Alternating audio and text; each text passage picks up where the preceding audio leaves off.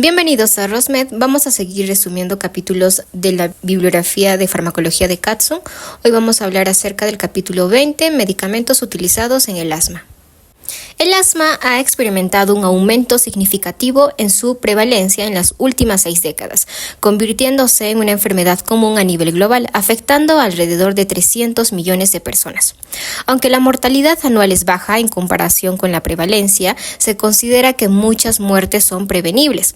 El asma se caracteriza por episodios recurrentes de dificultad para respirar, opresión en el pecho y sibilancias, junto con tos. Sus causas exactas no se comprenden completamente, pero se cree que están relacionadas con una combinación de factores genéticos y ambientales.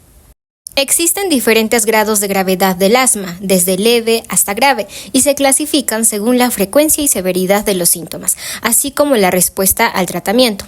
El tratamiento tradicionalmente se basa en medicamentos para aliviar los síntomas agudos y para controlar la inflamación a largo plazo. Sin embargo, se reconoce que el asma no es una enfermedad homogénea, sino que existen diferentes fenotipos con mecanismos fisiopatológicos distintos. Esto ha llevado a la investigación de terapias más específicas para cada fenotipo del asma, especialmente para aquellos que no responden bien a los tratamientos convencionales. Patogenia del asma. La patogenia del asma alérgica clásica implica la producción de inmunoglobulina E en respuesta a alergenos como polvo doméstico, ácaros, caspas de animales y polen. Estos alergenos desencadenan la liberación de mediadores inflamatorios como histamina y leucotrienos de los mastocitos en las vías respiratorias, causando broncoconstricción y aumento de la permeabilidad vascular. La respuesta asmática se divide en 2 fases, una respuesta temprana de broncoconstricción aguda y una respuesta tardía asociada con inflamación de la mucosa bronquial y reactividad bronquial aumentada, mediada por citocinas como IL-5, IL-9 y IL-13. La hiperreactividad bronquial común en pacientes con asma está relacionada con la inflamación crónica de las vías respiratorias. Cuando me refiero a IL, me refiero a las interleucinas, 5, 9 y 13. Si bien la alergia desempeña un papel importante en el asma, no todos los pacientes asmáticos muestran sensibilidad a alergenos. Otros desencadenantes incluyen infecciones virales, ejercicio y factores no alergénicos como humo y el aire frío. El tratamiento del asma implica medicamentos para aliviar los síntomas agudos y para controlar la inflamación a largo plazo. Los corticosteroides inhalados son eficaces para reducir la inflamación y la reactividad bronquial, pero su efectividad puede variar según el fenotipo del asma. Se están desarrollando terapias más específicas dirigidas a diferentes mecanismos subyacentes del asma para poder abordar las necesidades no cubiertas de los pacientes con fenotipos no alérgicos o resistentes a tratamientos convencionales. Ahora vayamos a la farmacología que se utilizan en el asma. Los agentes simpático-miméticos, como los agonistas de los receptores adrenérgicos beta 2, son fundamentales en el tratamiento del asma. Estos fármacos se unen a los receptores beta 2 en las células del músculo liso de las vías respiratorias, estimulando la adenil ciclasa y aumentando la formación del adenosín monofosfato cíclico, es decir, el CAMP intracelular. Este aumento del CAMP relaja el músculo liso de las vías respiratorias y inhibe la liberación de mediadores broncoconstrictores de los mastocitos. Los efectos adversos de estos fármacos, especialmente de los que activan los receptores beta 1 y beta 2, incluyen taquicardia, temblores musculares y disminución de los niveles séricos de potasio. Los agentes simpático-miméticos más utilizados en el tratamiento del asma son selectivos de beta 2, como el albuterol, debido a su menor incidencia de efectos adversos cardiovasculares en comparación con la epinefrina y el isoprotenerol. También debemos mencionar que los agonistas beta 2 se administran preferentemente por inhalación para lograr un efecto localizado en las vías respiratorias con mínima toxicidad sistémica. La eficacia de la inhalación depende del tamaño de las partículas del aerosol, el patrón de respiración y la geometría de las vías respiratorias. Aunque la epinefrina y el isoproterenol fueron utilizados anteriormente en el tratamiento del asma, su uso ha disminuido debido a su actividad no selectiva y a la disponibilidad de agonistas beta 2 más seguros y eficaces. Existen otros fármacos que son los agonistas selectivos de los receptores adrenérgicos beta 2, como el albuterol, que son los fármacos simpaticomiméticos más comúnmente utilizados para el tratamiento de la broncoconstricción aguda en el asma. Estos fármacos se administran preferentemente por inhalación, ya sea a través de los inhaladores de dosis media o nebulizadores. La inhalación permite una acción localizada en las vías respiratorias con mínima toxicidad sistémica. El albuterol, la terbutalina, el metaproterenol y el pirbuterol son ejemplos de agonistas beta 2 selectivos disponibles como inhaladores de dosis medida. Estos agentes causan broncodilatación máxima en aproximadamente 15 minutos y su efecto puede durar de 3 a 4 horas. También pueden ser administrados en forma de solución nebulizada para aquellos pacientes que no pueden usar inhaladores de dosis media. El albuterol también está disponible en forma oral, pero esta vía de administración rara vez se utiliza debido a sus efectos adversos más pronunciados, ya que también no ofrece ventajas sobre el tratamiento inhalado. La terbutalina también se puede administrar por vía subcutánea en casos de asma grave que requieren tratamiento de emergencia. Además de los agonistas beta 2 de acción corta, existen los agonistas beta 2 de acción prolongada, conocidos como los LABA, como el salmeterol y el formoterol, que tienen una duración de acción de hasta 12 horas. Estos fármacos se utilizan para el manejo a largo plazo del asma y generalmente se combinan con corticosteroides inhalados para mejorar el control de la enfermedad. Es importante destacar que los LABA, es decir, los agonistas beta 2 de acción prolongada, no deben usarse como monoterapia para el asma debido a que carecen de acción antiinflamatoria y pueden enmascarar los síntomas de la inflamación bronquial. Sin embargo, pueden ser utilizados como monoterapia en el tratamiento de la enfermedad pulmonar obstructiva crónica, conocida como COPD. Las preocupaciones sobre las posibles toxicidades del tratamiento agudo del asma con los agentes simpaticomiméticos inhalados, como el empeoramiento de la hipoxemia y la aparición de arritmias cardíacas, han sido mayormente descartadas. Aunque el uso de los agonistas beta 2 pueden aumentar transitoriamente la perfusión de unidades pulmonares mal ventiladas, lo que puede disminuir temporalmente la tensión arterial del oxígeno, este efecto es pequeño y se supera fácilmente con la administración de oxígeno suplementario. Además, cualquier disminución en la tensión arterial del oxígeno se vuelve irrelevante después de la broncodilatación inducida por los agonistas beta. En cuanto a la taquifilaxia, que es una reducción en la respuesta broncodilatadora después de varios días de uso regular de agonistas beta, esta puede manifestarse como una pérdida de la protección proporcionada por el tratamiento agudo con un agonista beta contra un desafío posterior. Sin embargo, aún no se ha demostrado en ensayos clínicos si esta pérdida de eficacia broncoprotectora se asocia con resultados adversos. Ahora, la atención también se ha centrado en la variabilidad genética en el receptor beta, particularmente en un polimorfismo de nucleótido simple conocido como el SNP, que cambia al aminoácido en la posición 16 de glicina a arginina. Aunque algunos análisis sugirieron que el control del asma se deterioraba entre los pacientes con ciertos genotipos, los estudios posteriores no han demostrado diferencias significativas en el control del asma entre los grupos de pacientes con diferentes genotipos en ese locus. Sin embargo, los estudios farmacogenéticos del tratamiento del asma continúan siendo una área activa de investigación en busca de una terapia más personalizada y más eficaz. Bien, ya hablamos acerca de los simpaticomiméticos y ahora vamos a hablar acerca de los fármacos que son más conocidos como las metilxantinas. Entonces las metilxantinas, que incluyen la teofilina, la teobromina y la cafeína, tienen varios efectos sobre el cuerpo, incluyendo el sistema nervioso central, el corazón, el tracto gastrointestinal, los riñones y el músculo liso y esquelético. La teofilina, en particular, fue una vez un tratamiento principal para el asma, pero su uso ha disminuido debido a la demostración de la mayor eficacia de otros medicamentos y también a las toxicidades que tiene. Entonces, vamos a hablar acerca de los efectos que van a tener en cada organismo. Primero, efecto del sistema nervioso central. Las metilxantinas, especialmente la cafeína, causan una leve excitación cortical, aumentando la alerta y retrasando la fatiga. Sin embargo, dosis más altas pueden causar nerviosismo, temblores e incluso convulsiones. Con respecto a los efectos cardiovasculares, las metilxantinas tienen efectos positivos en el corazón, aumentando el ritmo y la fuerza de las contracciones cardíacas. A bajas concentraciones, esto ocurre debido a la liberación de las catecolaminas, mientras que a concentraciones más altas puede aumentar la influencia de calcio al corazón. Ahora hablemos acerca de los efectos que tienen en el tracto gastrointestinal. Las metilsantinas estimulan la secreción del ácido gástrico y enzimas digestivas. Aunque incluso el café descafeinado tiene este efecto, lo que sugiere que otros componentes del café también pueden contribuir a esta acción. Ahora, con respecto a los efectos sobre el riñón, las metilsantinas, especialmente la teofilina, tienen un efecto diurético leve, lo que significa que aumenta la producción de orina. Sin embargo, este efecto no es el suficientemente fuerte como para ser útil como tratamiento diurético. Con respecto a los efectos sobre el músculo liso, la principal acción terapéutica de las metilsantinas en el asma es la broncodilatación, que ocurre mediante la relajación del músculo liso de las vías respiratorias. Este efecto es útil para poder aliviar la obstrucción al flujo del aire en el asma agudo. Y por último, los efectos sobre el músculo esquelético. Las metilsantinas también mejoran la contractilidad del músculo esquelético, lo que puede ayudar a mejorar la respuesta ventilatoria a la hipoxia y disminuir la disnea en pacientes con enfermedad pulmonar obstructiva crónica, conocido como el COPD, o conocido también como el EPOG, ¿no?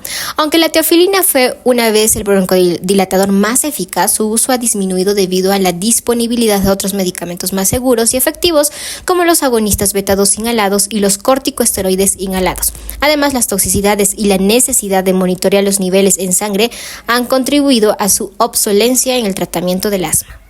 Ahora, antes de poder pasar a los agentes antimuscarínicos, es importante mencionar la química y cómo funciona las metilsantinas, ¿no? Entonces, la química de las metilsantinas se caracteriza por su estructura molecular.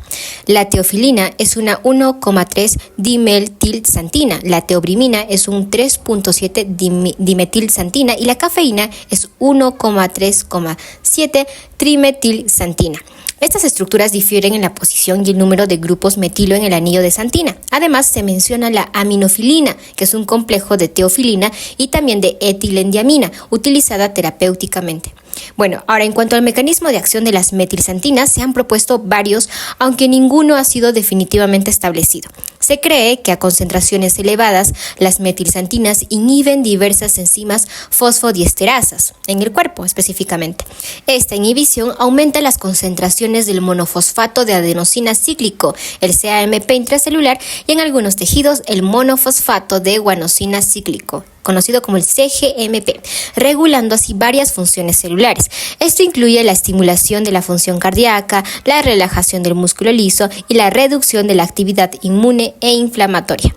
Otro posible mecanismo de acción es la inhibición de los receptores celulares para la adenosina, lo que proviene de la contracción del músculo liso de las vías respiratorias y la liberación de histamina, lo que puede ayudar a inhibir la broncoconstricción en pacientes asmáticos.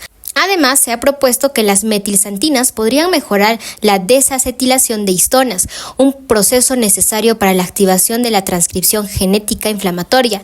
Este efecto podría potenciar la acción antiinflamatoria de las metilsantinas, lo que las haría útiles en el tratamiento del asma y el EPOG.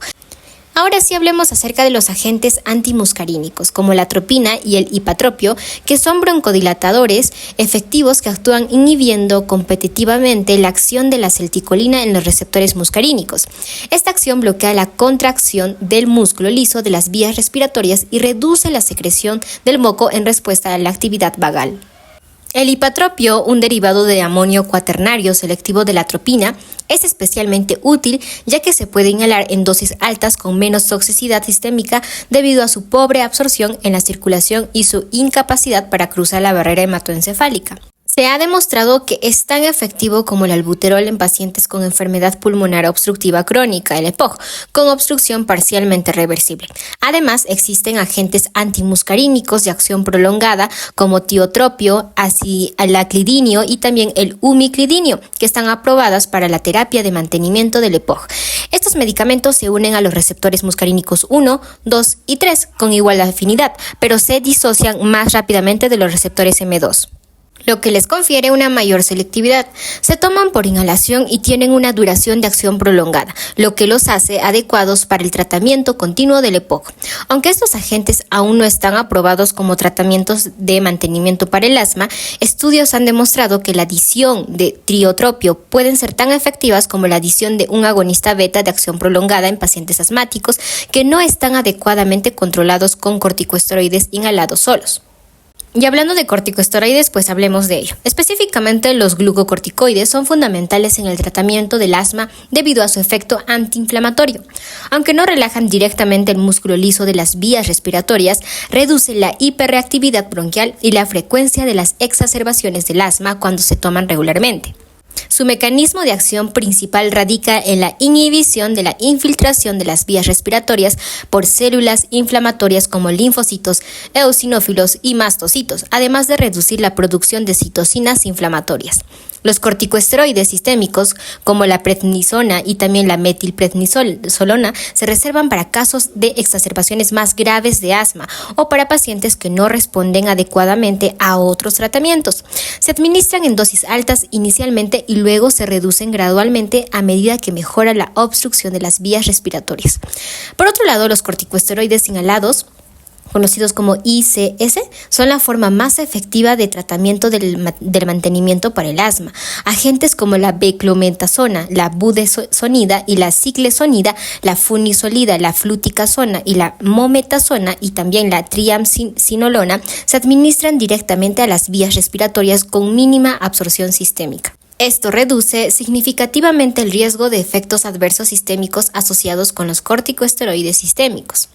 Entonces, los corticosteroides inhalados son efectivos para mejorar todos los índices de control del asma, incluyendo la gravedad de los síntomas, las pruebas de la función pulmonar, la frecuencia de exacerbaciones y la calidad también de vida. Se recomienda su prescripción para pacientes con asma persistente que requieren más que inhalaciones ocasionales de agonistas beta para el alivio de los síntomas. Sin embargo, es importante tener en cuenta que los corticosteroides inhalados son efectivos solo mientras se toman y no son curativos. Se pueden usar de forma intermitente cuando los síntomas del asma se agudizan, lo que puede ayudar a reducir el riesgo de efectos adversos asociados con el uso a largo plazo. Existen otros fármacos conocidos como los cromoglicato y también el nedocromilo. Estos lo que hacen prácticamente son opciones comunes para el tratamiento del asma, especialmente en niños. Actúan inhibiendo la degranulación de los mastocitos, lo que los hace efectivos para prevenir el broncoespasmo inducido por alergenos o ejercicio en pacientes asmáticos. Estos medicamentos no tienen una acción broncodilatadora directa, pero cuando se usan regularmente reducen la gravedad de los síntomas y la necesidad de broncodilatadores. Sin embargo, su eficacia es modesta en comparación con los corticosteroides inhalados, que son más potentes y predeciblemente efectivos. Aunque tienen poca toxicidad y se absorben mínimamente en la circulación sistémica, han sido reemplazados por otras terapias más efectivas, como los corticosteroides inhalados. Hoy en día su principal indicación es para reducir los síntomas de la rinoconjuntivitis alérgica, administrado como gotas oculares. También se pueden usar en casos raros de mastocitosis sistémica para controlar los síntomas gastrointestinales. Seguimos con los grupos de fármacos y ahora vamos a hablar de los inhibidores de la vía de los leucotrienos. Los inhibidores de la vía de los leucotrienos, como el siloitón, el safirlukast y el montelukast, son fármacos utilizados en el tratamiento del asma. Actúan bloqueando la acción de los leucotrienos, compuestos que desempeñan un papel importante en la inflamación y la broncoconstricción en las vías respiratorias. Estos medicamentos han demostrado ser efectivos para mejorar el control del asma y reducir la frecuencia de las exacerbaciones asmáticas. Aunque no son tan potentes como los corticosteroides inhalados, son preferidos por algunos pacientes, especialmente aquellos que tienen preocupaciones sobre los posibles efectos secundarios de los corticosteroides. El montelukast es el inhibidor de los leucotrienos más recetado, ya que puede tomarse una vez al día, independientemente de las comidas, y no requiere monitoreo regular de la función hepática como el siloitón. Estos fármacos son particularmente útiles para pacientes que prefieren evitar los corticosteroides inhalados o que tienen dificultades para usar dispositivos de inhalación. Es importante tener en cuenta que aunque generalmente son bien tolerados, los antagonistas de los receptores de leucotrienos pueden tener efectos secundarios como el síndrome de Churg-Strauss, que puede ocurrir como una reacción adversa. Sin embargo, estos casos son muy raros y pueden ser manejados adecuadamente con la supervisión médica adecuada. Existe otro tipo de terapia llamada la terapia con anticuerpos monoclonales y ha abierto nuevas perspectivas en el tratamiento del asma, especialmente en pacientes con asma grave y fenotipos específicos de la enfermedad. Estos tratamientos se dirigen a vías inflamatorias específicas y han demostrado ser eficaces en la reducción de las exacerbaciones asmáticas y en mejorar el control del asma en ciertos subgrupos de pacientes. El omalizumab, un anticuerpo monoclonal dirigido contra las inmunoglobinas E, ha sido eficaz en pacientes con asma grave y evidencia de sensibilización alérgica. Reduce significativamente la frecuencia y gravedad de las exacerbaciones asmáticas, permitiendo una reducción en el uso de los corticosteroides. Además, se ha encontrado que el omalizumab es efectivo en el tratamiento de otras condiciones alérgicas, como la urticaria crónica recurrente y la alergia al maní. Existe otra terapia llamada la terapia anti-interleucina 5, que incluye fármacos como mepolizumab, reslizumab y el benralizumab.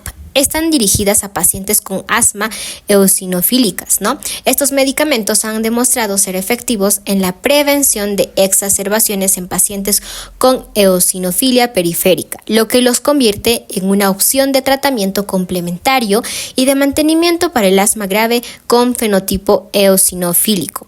Ahora, la investigación actual se centra en identificar biomarcadores específicos que puedan predecir la respuesta al tratamiento en diferentes fenotipos del asma. Esto permitirá una terapia más personalizada y efectiva para cada paciente. Además, están explorando nuevas terapias que se dirigen a diferentes sitios en la cascada inmune, lo que podría ampliar aún más las opciones del tratamiento para el asma en el futuro. Y ya para terminar, hablemos del manejo del asma, agudo específicamente. El manejo del asma agudo es crucial para evitar complicaciones graves. En casos leves, los agonistas beta son tan efectivos como la epinefrina subcutánea. Sin embargo, los ataques severos requieren medidas más intensivas como oxígeno, administración frecuente o continua de albuterol y tratamiento sistémico con corticosteroides. Aunque estos enfoques son efectivos en muchos casos, no siempre garantizan una mejoría completa, por lo que es esencial vigilar de cerca a los pacientes en busca de signos de empeoramiento. Para prevenir el asma, se están explorando nuevas estrategias como la exposición temprana a ciertos microbios durante la infancia, que parecen promover un desarrollo inmune equilibrado y reducir el riesgo de desarrollar la enfermedad. Además, se están investigando probióticos y prebióticos como posibles intervenciones para modular la respuesta inmune y reducir el riesgo del asma. En cuanto a la enfermedad pulmonar obstructiva crónica, el EPOC, aunque comparte algunas similitudes con el asma, como la inflamación de las vías respiratorias y la obstrucción del flujo al aire, existen diferencias importantes en su manejo. Los enfoques terapéuticos incluyen broncodilatadores de acción corta y prolongada, así como el uso selectivo de los corticosteroides inhalados en casos graves o con antecedentes de exacerbaciones previas. Las exacerbaciones agudas del EPOC son un factor importante en la morbilidad y también la mortalidad de la enfermedad, por lo que se están investigando diversas estrategias de prevención y tratamiento, incluidos los bloqueadores beta selectivos como el metoprolol. Y bueno, de esta manera hemos terminado el capítulo 20 de la bibliografía de farmacología de Katzun, medicamentos utilizados en el asma y en el EPOC. Si te gustó, dale like y suscríbete.